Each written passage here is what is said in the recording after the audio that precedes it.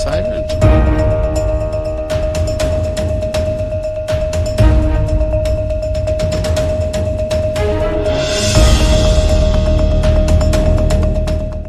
Hello everyone, very good evening to all of you. This is your mentor Arzu Kakkar. Daily we used to have this session on Sri Ram's IS platform where we cover important news articles with you.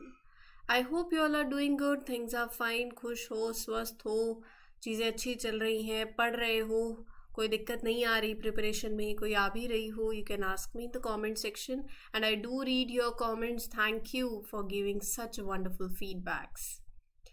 आज के session में ये कुछ articles हैं that we have to cover in detail और syllabus मैं उम्मीद कर रही हूँ कि आप सबने अभी तक याद कर लिया होगा. जिन्होंने नहीं किया है गाइस, सिलेबस ज़रूर याद कर लो क्योंकि आज का आपका होमवर्क ही यही है. जैसे हम फेज़ 3 ऑफ युवा संगम पढ़ेंगे. क्या है ये? आपके प्रीलिम्स के लिए भी इम्पॉर्टेंट है, मेंस के लिए भी इम्पॉर्टेंट है.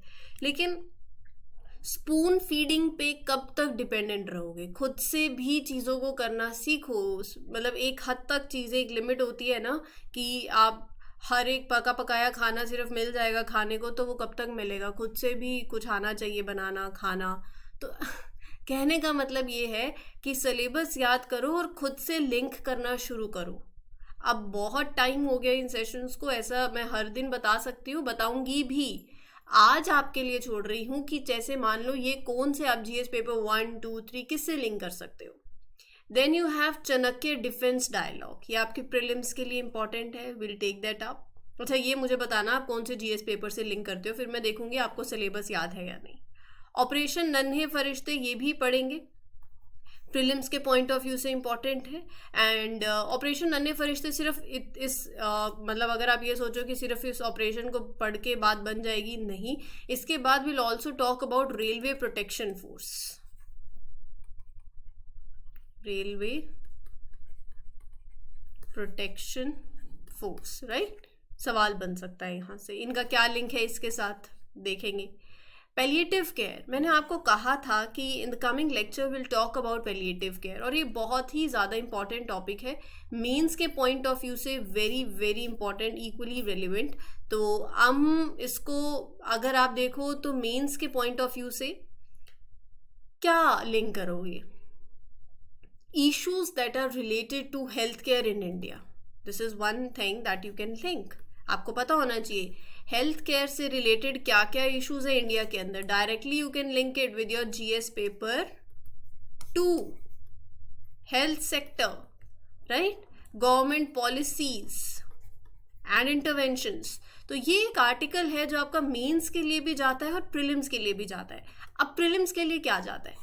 पैलिएटिव केयर क्या है ये पता होना चाहिए. नॉन कम्युनिकेबल डिसीजेस पता होनी चाहिए. नेशनल हेल्थ मिशन पता होना चाहिए. ये सब इसके अंदर आएगा. ये जो मैं आपको बता रही हूँ ना, ये आप एक बार खुद से देखना. इस पर्टिकुलर आर्टिकल में एज आई मूव फॉरवर्ड मैं आपको बताती जाऊंगी. होमवर्क सिर्फ इतना ही आज पैलिएटिव केयर के बारे में, थोड़ा सा सिर्फ पैलिएटिव केयर के बारे में मैं बताऊंगी. जैसे आपको नेशनल हेल्थ मिशन आप खुद से पढ़ लोगे, राइट. ये प्रीलिम्स के लिए इंपॉर्टेंट है. मेंस के लिए आर्टिकल कहता है what are the issues that are related to health care in India and significance of palliative care. इसका सिग्निफिकेंस ये आपके मेंस के लिए रेलिवेंट है. शुरू करते हैं. जैसे जैसे आगे बढ़ेंगे आप कनेक्टिविटी, मतलब आप कनेक्ट कर पाओगे. तो सेशंस अच्छे लगते हैं तो don't forget to mark your attendance by liking these lectures. You can share it with other friends and don't forget to subscribe to the channel as well. Comment section में feedback देते रहा करो, ठीक है.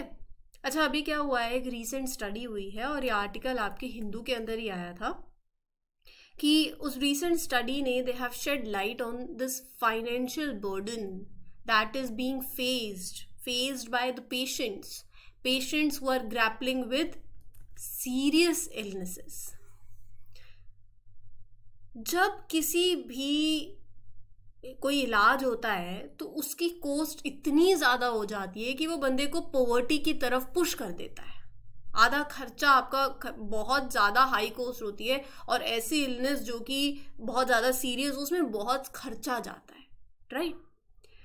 अब जब वो जा रहा है पॉवर्टी की तरफ इंडिविजुअल पुश हो रहा है, तो उसके साथ देखो एक पेशेंट सिर्फ फिजिकल हेल्थ से ही ठीक नहीं हो सकता, उसको मेंटल हेल्थ, इमोशनल हेल्थ, ये भी बहुत ज़्यादा इम्पॉर्टेंट है। तो पैलिएटिव केयर बहुत ज़्यादा एसेंशियल है to address this particular critical issue. और ये पूरी की पूरी पैलिएटिव केयर किस पे एड्रेस कर रही है? एक पर्सन की होलिस्टिक केयर, राइट? आपने किसी बीमारी का इलाज कर दिया, सिर्फ उतना ही नहीं। Palliative care is a special kind of health care. Special क्यों है पैलिएटिव केयर? क्योंकि इसका एम है to make life better for people who are dealing with serious illnesses और conditions that might limit their life span. आप मान लो आप cancer से पीड़ित हो या कोई भी ऐसी डिसीज हो जाती है, सो आप उस इलनेस को तो क्योर कर ही रहे हो, बट पैलिएटिव केयर क्या सोचता है, मतलब क्या आता है पैलिएटिव केयर के अंदर, कि instead of trying to cure the illness, palliative care focuses on making patients as comfortable and happy as possible।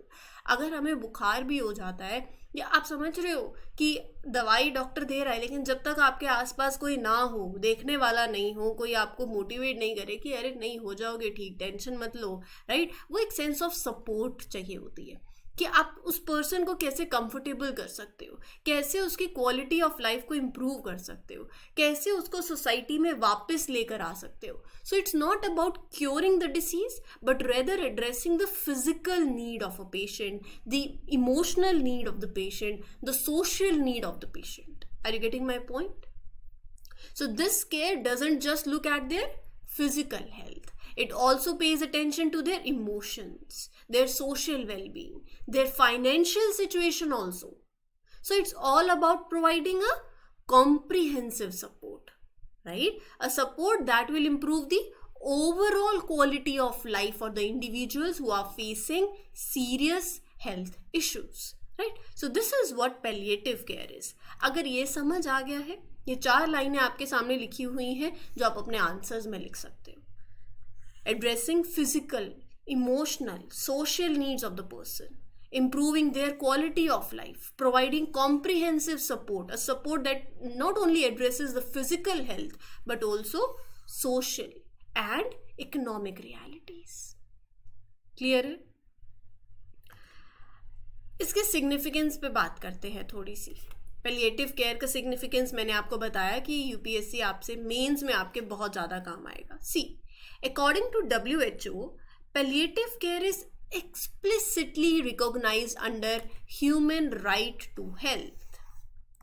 बोले तो palliative care, WHO के हिसाब से, WHO says that palliative care is a fundamental part of right to good health। अगर मैं right to good health की बात करती हूँ तो उसमें ये एक fundamental part है palliative care। इसका मतलब that everyone should have access to it when they need it। लेकिन मैं आपको वैसे बताऊँ ऑन अ नोट, इसको थोड़ा सा साइड में करके, इंडिया में एस्टिमेट किया गया है, ये डेटा आपके काम आ सकता है, 5.4 million people need palliative care. They need palliative care each year, right? Are you getting my point? WHO का एस्टिमेट लगाया जाए तो 56.8 million people need palliative care each year, right? Only about 14% of people who need palliative care receive it, right? Fundamental right, basically right to good health के अंदर ये आता है। If you're providing, मतलब palliative care is a fundamental part of right to good health. Everyone should have access to it when they need it, but they're not receiving it, right? Moreover, it recognizes that palliative care is a part of comprehensive services, complete services that are required for non-communicable diseases through Global Action Plan for Prevention and Control of Non-Communicable Diseases 2013-2020। कहने का मतलब क्या है? जब आप non communicable diseases जैसे cancer, जैसे heart diseases के लिए जब आप फाइट कर रहे हो, these are all non communicable diseases, so it's crucial in the fight against this disease also. It's a part of this big plan to prevent and control these diseases। जब मैं इन diseases की बात कर रही हूँ तो palliative care is also a part of it, right. कोई अगर किसी को कैंसर है, किसी को हार्ट डिसीज है, सिर्फ दवाइयों से इंसान नहीं ठीक होता है, दवाई इक्वली बहुत ज़्यादा ज़रूरी है, लेकिन उसी के साथ साथ किसी को इमोशनल सपोर्ट देना, किसी को कॉन्फिडेंस देना, किसी को खुश करना, किसी को सोसाइटी में वापस लेकर आना, किसी को ये टेंशन नहीं हो कि मेरे पे इतना खर्चा हो रहा है, वो फाइनेंशियल बर्डन सोचता रहता है इंसान, राइट। सो ये सारी चीज़ों को भी एड्रेस करना इक्वली इम्पॉर्टेंट है। फिर उसके बाद यहाँ पर क्या लिखा हुआ है कि अगर पैलिएटिव केयर की अर्ली इनिशिएशन हो जाए, मान लो कोई ऐसी एडवांस डिसीज स्टेज पे पर्सन है, अगर आप उसकी पैलिएटिव केयर की अर्ली इनिशिएशन, मतलब if palliative care starts early in the advance stages of an illness also, then also it can actually save the money, right. It can reduce the health expenditure by up to 25%. So palliative care किस पे एड्रेस कर रहे हैं? Getting back to life. Palliative care doesn't just focus on medical stuff. See here, emphasizing vocational rehabilitation, enabling patients and families to earn a living and maintain their dignity. क्योंकि अगर कोई बीमार है ना तो उसकी फैमिली भी साथ साथ वो भी सफ़र करती है, right? So it's important for patients and their families to lead very fulfilling lives, that too with dignity. So palliative care helps people get back to work, feel like they are part of the society once again. Are you getting my point? This is very important. Now, see, the thing is, what are the issues that are related to palliative care? Issues, as I mentioned, कि आपके mains में भी काम आएंगे. इसको आप 1 minute hold पे डालो. Palliative care program in India. इससे पहले मैं आपके साथ, आप खुद सोचो कि इंडिया में हेल्थ को माइंड में रखते हुए सोचो क्या क्या इश्यूज हैं इन इंडिया. वो आपके पॉइंट्स बनेंगे. पहला, सबसे पहला माइंड में क्या आता है? इन्वेस्टमेंट. क्या हेल्थ केयर में उतनी इन्वेस्टमेंट है? No. Inadequate investment in healthcare, in India's healthcare system, it is leading to issue, right? Insufficient fulfillment of basic infrastructure needs. India doesn't spend enough on its healthcare system. There is shortage of basic facilities for palliative care, right? Making it hard for the patients with serious illness to get the help they need. Most of the healthcare costs end up being paid by the patient themselves, जो it will lead them to financial troubles. Delay होगा medical care में, quality of life will get lower, right? These are the things that we have to address. Only 1.35% of the GDP allocated to government health services 2019-2020, patients bear most of the health care cost, जिससे bankruptcy होती है, right? Are you getting my point? Lower survival rates होते हैं, ये issue है. और सोचो क्या है इशू? है अवेयरनेस का, awareness and understanding. Many individuals and families are unaware of what palliative care entails too. And they associated with end of life care only. मतलब अगर आप palliative care को किससे ऐसे आप सोचते हो ना कि it's like they might think it's only for the people at very end of life. Are you getting my point? Which can lead them not getting the care they need on time. कभी कभी हम ये सोचते हैं कि जाने का वक्त आ गया, right? लास्ट के दिनों का है. So many people and their families don't really know what palliative care is all about. Many health insurance plans in India don't cover palliative care, making it even harder to access it. So ये सारी चीज़ें भी, insurance schemes in India, they also don't cover palliative care. And lack of awareness among healthcare providers also.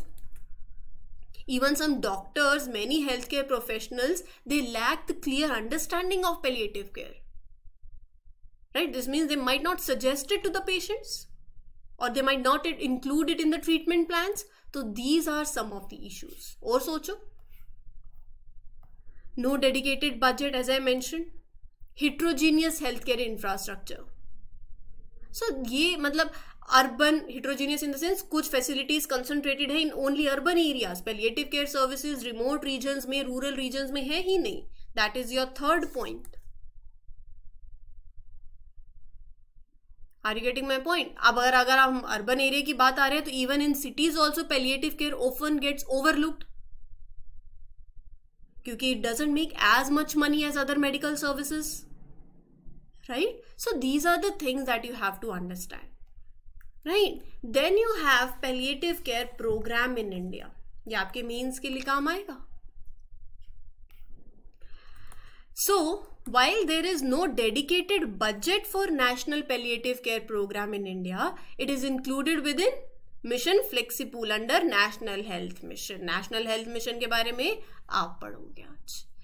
Additionally national program for prevention and control of non communicable diseases that was launched in 2010 which focused on addressing the rising burden of non communicable diseases. How? By offering comprehensive healthcare services, right? Comprehensive में तो palliative care भी आता है. So this program offers a wide range of healthcare, prevention, early treatment and more things. It's supposed to help manage the increasing burden of these diseases in the country. So if I say कि अच्छा आप क्या सोचते हो, एक way forward क्या होना चाहिए इसके लिए? चैलेंजेस आपको पता चल गए, इश्यूज आपको पता चल गए, right? Palliative care program in India, इसको भी लिख सकते हो. एज अ यूपीएससी एस्पिरेंट आपसे पूछा जाएगा what needs to be done. दिक्कतें तो हमें भी पता है, सोल्यूशन आप लेकर आओगे ना. जो दिक्कत है उसी का उल्टा सोल्यूशन है. अवेयरनेस नहीं है, अवेयरनेस लेकर आओ. अवेयरनेस कैसे लेकर आओगे? By campaigns to educate patients as well as health care providers also. उसका बताओ क्या स्कोप है, उसका बताओ क्या बेनिफिट है. जो स्टिग्मा उससे एसोसिएटेड है, जो मिथ उससे एसोसिएटेड है, उसको हटाओ, राइट? पैलिएटिव केयर को integrated into the curriculum of healthcare professionals also. Medical schools में, nursing programs में, training institutions में, that offering courses, right? There should be practical experience in palliative care also. Are you getting my point? Policy and regulatory framework, that is also one such way forward. There is a need to develop and implement a clear uniform palliative care policies, regulations, both at national level and at state level, right? To guide palliative care services into this healthcare system. I hope now things are making sense. I hope palliative care का पूरा article आपको clear हो गया है. इस पे बहुत से नंबर ऑफ एडिटोरियल्स आज से 3-4 महीने पहले भी आए थे. अब ये पूरा आर्टिकल इन डिटेल मैंने आपके साथ कवर कर दिया है. उम्मीद करती हूँ कि आपको ये सिंपल तरीके से हर एक पॉइंट क्लियर हो गया. और फिर भी कोई डाउट हो, you can ask me in the chat section, right? तो फंडिंग की बात और कर सकते हो, रिसोर्स एलोकेशन की बात कर सकते हो, इंश्योरेंस प्लान को मतलब insurance plan should cover palliative care, right? Technology use करो, telemedicine. We can make use of new technologies, mobile health apps, wearable devices to provide palliative care from a distance. Patient can get the advice, monitoring, right, from the comfort of their home. So these are the things. और सोचो, जितना सोचोगे उतने answers और आएंगे आपके सामने. चलते हैं अगले आर्टिकल की तरफ. Recently, registration portal for phase 3 of Yuva Sangam under एक भारत श्रेष्ठ भारत was launched. ये क्या है? ब्रेक पेन भी आपने अब चल रहा है. हाँ, तो यहाँ पर just a second. Yeah, so phase 3 of Yuva Sangam. Now Yuva Sangam के बारे में पढ़ते हैं. क्या है Yuva Sangam? Yuva Sangam is an initiative by Government of India to strengthen people to people connections between youth belonging to different states. So it's a program by Government of India to help young people from different states and union territories in India to connect with each other. This is for the youth between the age group of 18 to 30 years. Right? Mainly students. NSS, National Service Scheme. Volunteers. Nehru Yuva Kendra Sangathan volunteers, employed, self-employed persons, they may register in this portal to participate in this forthcoming phase, right? So it was launched under Ek Bharat, Shresht Bharat, right? It draws inspiration from National Education Policy 2020. अब होता क्या है इसमें?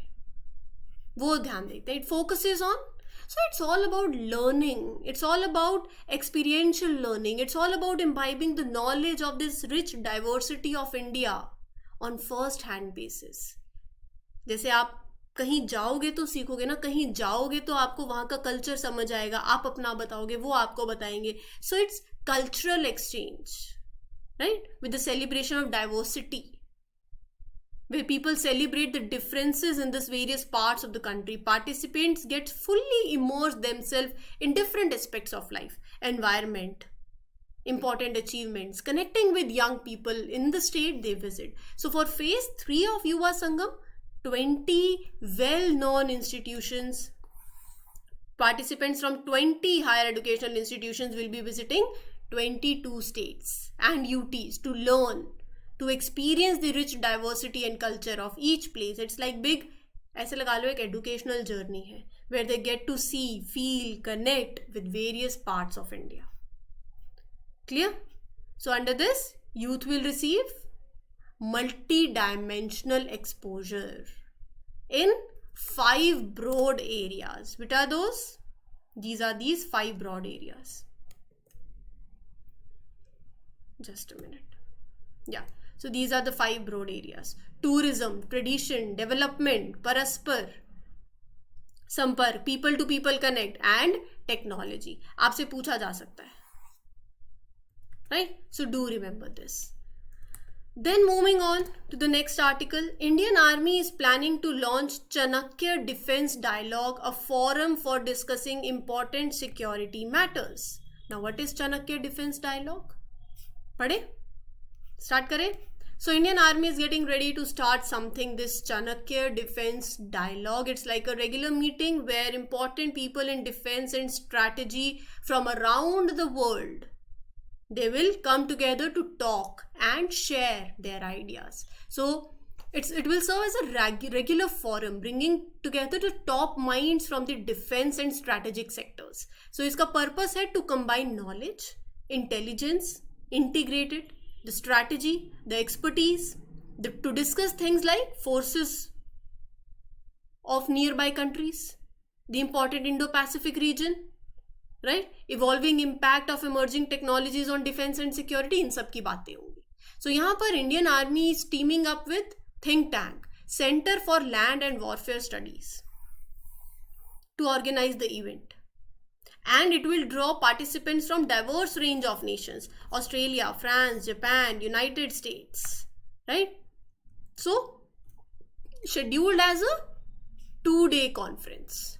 This 2-day conference will have important speakers, military strategists, diplomats, leading intellectuals in the field of defense and strategic affairs.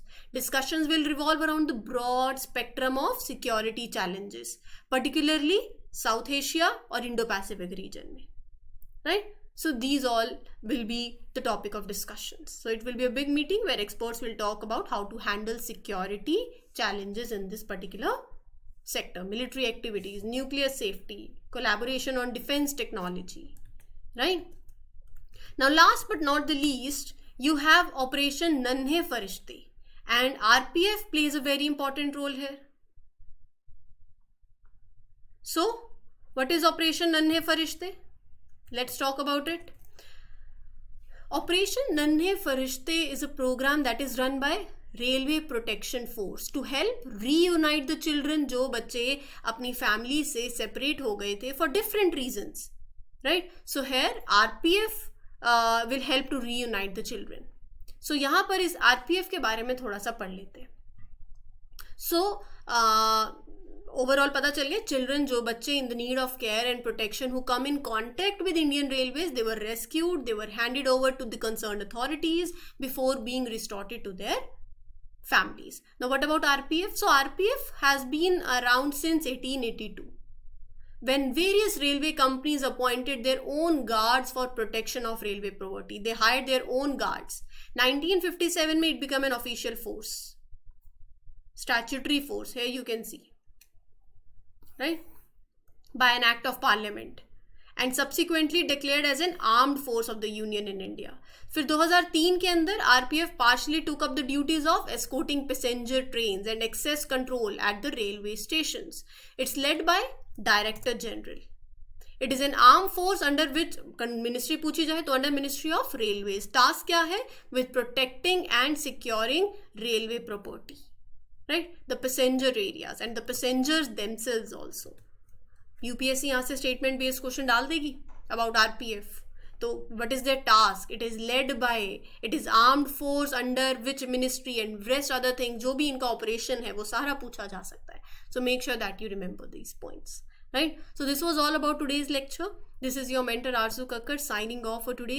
Guys, if you're liking these lectures, do let me know in the comment section. Do share it with other friends. पता चले ना उन्हें भी ये lectures के बारे में, right? ताकि हमारी एक family बड़ी हो. And कोई भी doubt हो, you can ask me in the comment section. Session अच्छे लगते हैं, give it a thumbs up sign by marking your attendance. You can like these lectures. Summing up, we'll meet you tomorrow with other articles. Till then, take care everyone. This is your mentor Arzu Kakkar once again signing off. Happy learning, all the best. Thank you.